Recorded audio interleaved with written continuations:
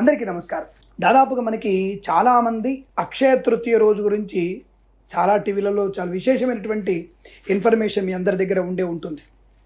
అందరము కూడా చక్కగా బంగారం కొనుక్కొని వెండి ఆభరణాలు కొనుక్కొని ఆనందాన్ని పొందుకునేటువంటి అవకాశం కూడా ఉంది. మరి గురుగారు అక్షయ తృతీయ రోజును చేయవలసినటువంటి పని బంగారం కొనుక్కోవడమేనా అన్నటువంటి మన ఛానల్ ద్వారా అడిగినటువంటి వ్యక్తులకి సమాధానం, అక్షయ తృతీయ రోజున బంగారం కొనుక్కుంటే మనకు అక్షయం అనేది లేదు. ఇది క్లారిటీ.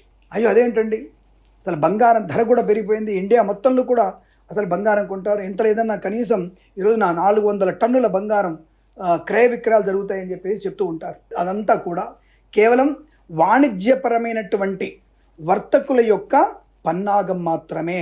అందులో అక్షయ తృతీయ రోజున అక్షయ తృతీయ, ధన్తెరాస్, అక్షయ తృతీయ అని చెప్పేసి మీకు ఏదో టీవీ ఇస్తారు కదా, 1 ర్యాంక్ అని ఏదో ర్యాంకులు చెప్పినట్టుగానే ఉంటుంది ఈ ధన్తెరాసు, అక్షయ తృతీయ అనేది. ఇది శుద్ధ అబద్ధం.